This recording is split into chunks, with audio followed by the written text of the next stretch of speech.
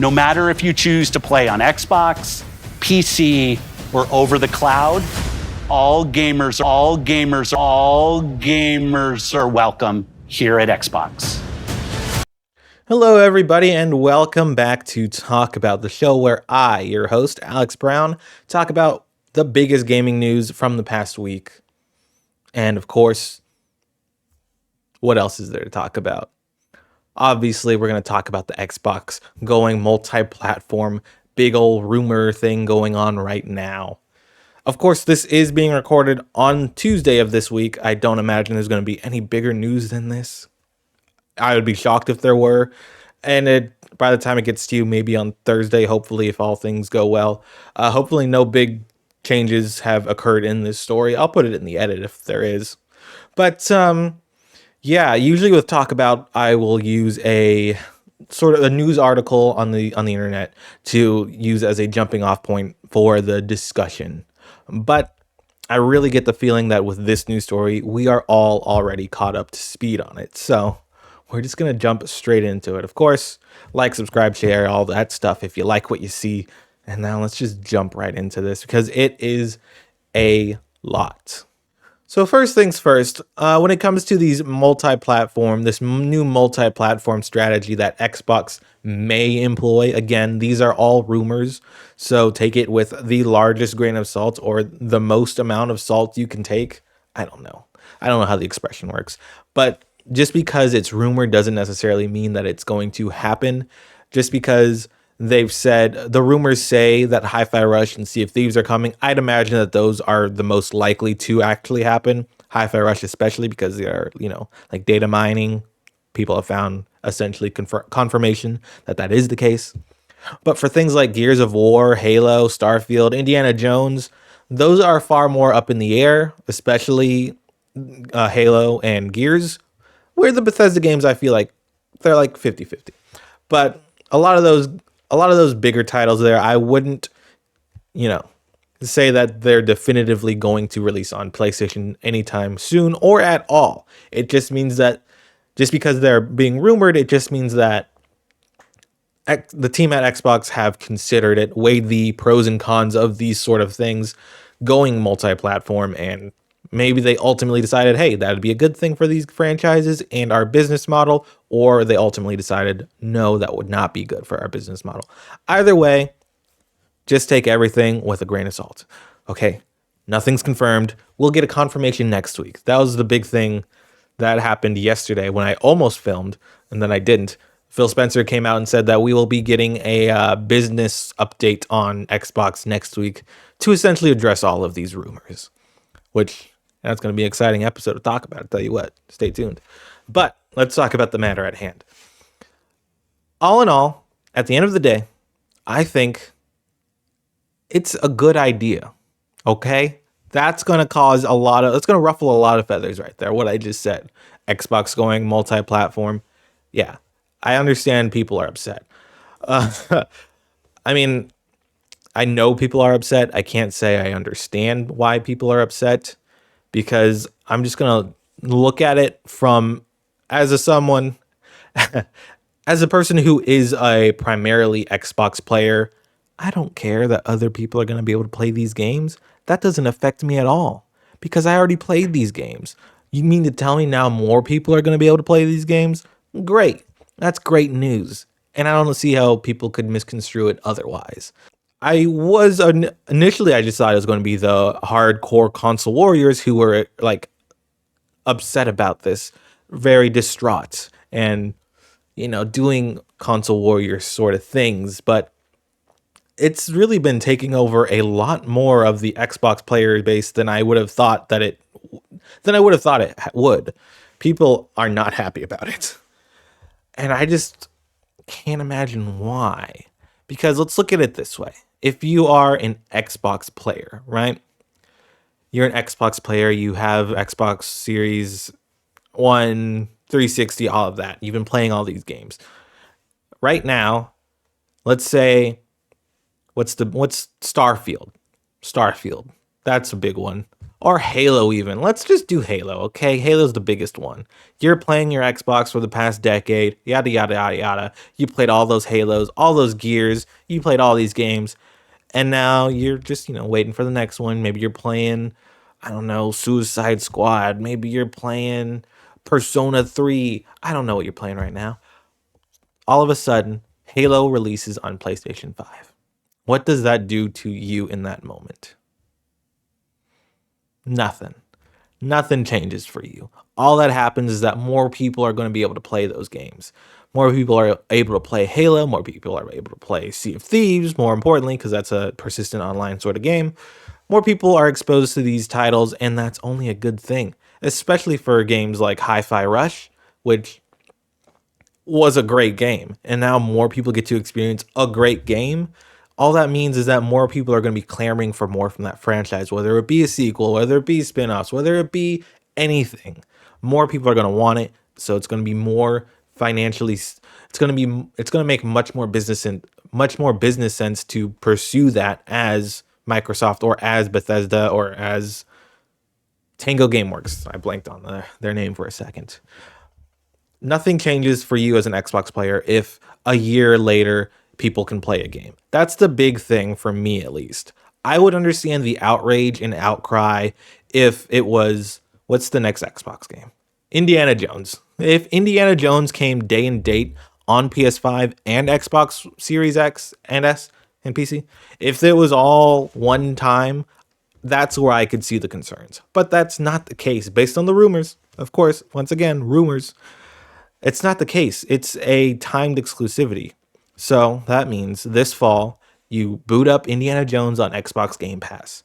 You play it, you love it, or you hate it. Who knows? We don't know what that game's going to be like yet. I think you're going to love it, though. Who knows? You're going to love it, and then you'll roll credits, and you'll put it down.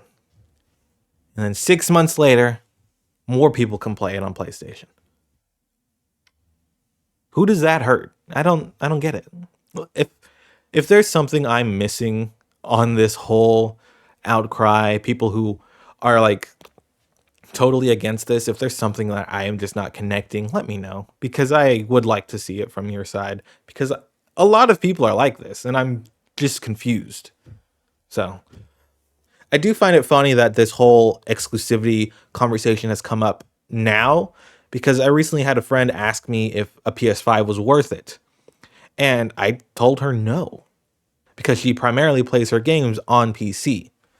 And I told her, no, not really, because she's not necessarily the type of person to go out and play the next biggest game the day it comes out. So I told her, no, not really, because most, if not all, of the PlayStation exclusives make their way to PC eventually. So for her, she has no problem just waiting until that happens. Because guess what? Marvel Spider-Man is on there. Marvel Spider-Man Miles Morales is on PC. Ratchet and Clank came out on PC. Both Horizon games are on PC. God of War is on PC, and I'm sure Ragnarok is coming somewhere soon down the line. The Last of Us is on PC, and I'm sure Part 2 is coming down somewhere down the line. So it's a weird thing where, as a PlayStation player, it doesn't matter that those games eventually come to PC, because as a PlayStation player, you are still playing them first on PlayStation. You know? So, like, what's the big deal? The whole point of these exclusives, what I told her is that exclusives mean less now than they ever have, because PlayStation's going on PC, Xbox has been going on PC, and now the next step in that is Xbox also going to PlayStation. Somewhere down the line, I imagine, come back to this video in 10 years. Somewhere down the line, I imagine PlayStation is going to play nice and put their games on Xbox as well, because it's another revenue stream. There's nothing to lose against that, especially once Xbox has gotten that ball rolling by putting Xbox games on PlayStation.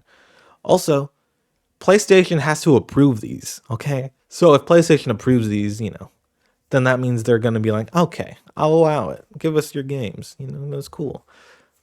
And also with Jim Ryan stepping down, I don't know if a new head of PlayStation has been announced yet, but Jim Ryan was always very business. I don't know necessarily if there is a new one announced. If there is, let me know. Maybe what I'm about to say is just completely wrong. Maybe they're more like a Phil Spencer, who is more inclined to give the games to players where they are, sort of thing. The sort of what Phil's been saying, where he wants to reach more gamers in more places. We just didn't realize he was talking about PlayStation as well. One of the concerns I wanted to address, though, is that people have been like freaking out a little bit in panic mode, talking about how this means Xbox isn't going to make a new console next generation. Where'd you get that from? Where'd you get that from? You know, there have been rumors again. A lot of things are based on rumors. A lot of the big internet scuttlebutt is usually about rumors. Okay, let's just be real. There have been rumors in the past about Xbox's next console already, so I don't know why you would be concerned about that now. We know that they're working on stuff for the next generation. And then people are talking about how, well, I'm going to sell my Xbox if it doesn't really matter. If you're willing to sell your Xbox, I'm going to go ahead and take a guess that you don't use your Xbox as your primary console. Because if it was your primary console, you wouldn't sell it, because you have all of your digital backlog on there. You have all of the games you've been playing on Game Pass on there, all of your saves, all of your history with the past whole, 2 generations are on your Xbox Series X or S. If it's your primary console, you're not selling it. If you are selling it, it's likely because you picked up maybe a Series S after you got your PS5, because you're like, oh, I'll buy my PS5, and then I had a little bit money left over. Why not pick up a Series S to play? I don't know. What's on there? What game did you want to play? Did you want to play Starfield on there? There you go. You played Starfield on there. And now you hear that, oh, Xbox games are going to come to PlayStation 5 eventually. Then you want to sell your Xbox. I can get that. But that doesn't matter to you that much, because you would rather use your PS5 in the first place.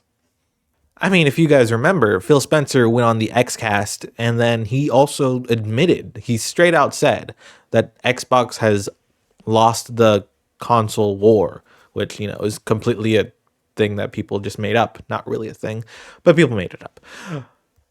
He's admitted and said fully that Xbox has lost the console war, because the Xbox One PS4 generation was the most important generation, because that is when people's digital libraries really started to take off. That's why I'm like, hey, if you had an Xbox One, now you have a Series X, you still aren't going to leave, because you still are ingrained within that system and all of your digital library is still there. So no shot you're throwing away your Xbox. And then on the PlayStation side, the whole reasoning behind not the whole reasoning. I could very well see a good reason as to why you would want to put Xbox games on PlayStation, is because people aren't going to leave PlayStation.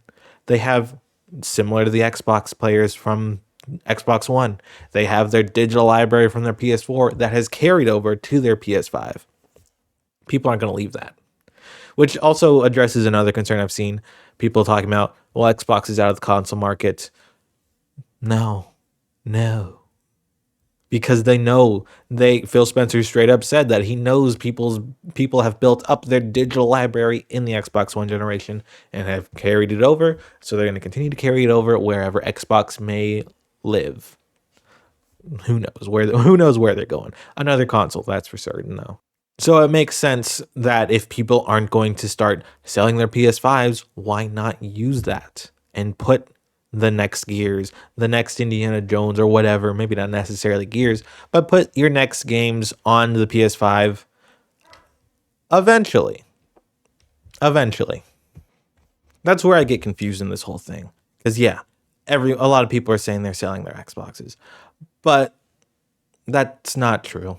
That's just not true, okay? I know that that's not true. It's only true if, like I said, your Xbox was your secondary console. If it's your primary console, that's still your primary console. You probably prefer the controller and all of that stuff, so you're going to continue to play all of your games on there. And then for me, personally for me, my PlayStation is strictly a PlayStation exclusive game, or is strictly a PlayStation exclusive console. I only played exclusives on that thing. And then everything else is on my Xbox or occasionally on the Switch, Switch exclusives. Nintendo's exempt from this whole thing because they're doing their own thing. They're doing their own thing. But I just don't understand why people think that Microsoft is suddenly out of the console game because they're putting some games on PlayStation later. Let me know if I can't follow something that I'm missing. Is there something I'm missing here? Because I don't think that there is. All right. Halo comes out on PlayStation. More people play Halo. More people want Halo. Halo's bigger and better than ever. Great. Hi-Fi Rush, bigger, better than ever. Sea of Thieves, more vibrant, more players than ever. All of these things are only good. And it just means more money for Microsoft, which means more money for these developers, which means better games. Am I missing something? And if you have an Xbox, Halo, I almost said Halo 6, Infinite's technically 6. Let's say Gears of War. Gears of War 6 comes out, or Gears 6 comes out, and it's October of 2025. Gear 6 is out. Great. Awesome. You play Gear 6. Gear 6 comes out on PlayStation a year later. Who does that hurt? Who does that hurt? I don't remember if I said this in this recording because this is take 2. Where the people who have an Xbox, there's that I've seen the concern of people like, well, if they're gonna come to PlayStation eventually, why do I have an Xbox? You have an Xbox for Game Pass. Game Pass is still the best value in gaming. I know it's like said to a ridiculous degree, but it's true. Okay, with as many games as Xbox has been putting out, and now with Activision Blizzard going to be in Game Pass, I wonder if Phil will address that in the business update next week. There's more value in Game Pass now than ever. And if you are on an Xbox, you have the ability to use that and save yourself hundreds of dollars. If you don't have an Xbox, then you'll be spending $70 and then another $70 and another $70 for all of these titles, all of these future titles. For the next Halo, the next Gears, yada, yada, yada, the next the next Elder Scrolls, the next Indiana Jones, or the Indiana Jones game, you'll be spending $70 each time there's a big game you want to play on that is published by Xbox on your PlayStation. Xbox players don't have to worry about that. You just get that one-time fee and you're set. Plus all of the other games that are always coming to Game Pass. Game Pass is still the reason to have an Xbox. Microsoft, or rather Team Xbox, has made it clear this entire generation they care more about Game Pass revenue than box sales. Because Game Pass is in more places than there are Xboxes. You can play your Game Pass on your Samsung TVs. You can play Game Pass on your phone, Game Pass on your PC. Game Pass is everywhere. And that's where a lot of money comes from. But I'm going to assume, big assumptions, right? That they wanted Game Pass to come to PlayStation. That's what they wanted. They wanted Game Pass on PlayStation. But Sony said, no, get that out of here. We're not putting Game Pass on here. Solution, just put the games on there. There you go. That way people spend the $70 each time. $70 Call of Duty, $70 Overwatch 3, I don't know, $70 Diablo 4. Bam. All of those games cost $70 now on PlayStation. Well, I guess Overwatch is free to play, but you know what I mean. I don't understand the outrage. At the end of the day, all it means is more people are going to experience great games that they couldn't have before because not everyone can buy both consoles, all 3 consoles. Now, if you have a PS5, you can get your PS5 and your Switch combo. I still think if you are like on a budget, I still feel like the Switch is the best companion piece to whatever console you have. Besides the point. But what was I even saying? I still feel like all it means is that if you have a PS5 and you want to play Indiana Jones, but you know it's going to be exclusive at the time, guess what? Just wait. You can wait another 6 months or whatever the exclusivity time is, and then you can still play it, you know? And that's good. That PlayStation player is happy. And now I know what you're saying. But what about the Xbox player? The Xbox player was happy 6 months ago when they played Indiana Jones when it first came out. What's the negatives? Please let me know, because I am not seeing any. I don't know if again, this is take 2 of this video. I don't know if I said it in this take. The only issue I could see arising from this whole thing, I'm sure you're going to talk about my hand movements this whole video, because I know how much I've been moving them. That's not what I was saying. My concern, the time where I would be concerned and I would start to get into panic mode like I've seen so many people do, is if Indiana Jones is day and date on PlayStation 5. If the next Elder Scrolls is day and date on PlayStation 5. Next Doom, day and date. If it becomes day and date Xbox games are on PlayStation, then I would start to worry. But that doesn't seem to be the case. But we'll know for certain next week when Phil Spencer does his big business meeting thing, or whatever they're calling it, to update us, to fill us in, to address the rumors, what's true, what's not. I imagine Hi-Fi Rush and Sea of Thieves are a lock. And then I could see timed exclusivity for everything else, because who cares? More people get to play more games. Great. Anyways, that's it. That's the end of this video. Yeah, I'm sure this is going to be a controversial one because I see it as a positive and not many people did. So let me know what I got wrong, please. Because if there is an actual concern, I would like to be made aware of that, you know? I don't want to just be wrong the whole time. Let me know if I'm wrong. But yeah, if you liked the video, and not necessarily, you don't have to necessarily agree. Just like the video, hit the like button. If you disagreed with it, hit the like button too. If you disliked it, that means, I don't know what it means. You still play GameCube. I don't know. There's nothing wrong with the GameCube. That's just what I thought of. But yeah. Until next time, as always, stay safe and play some video games.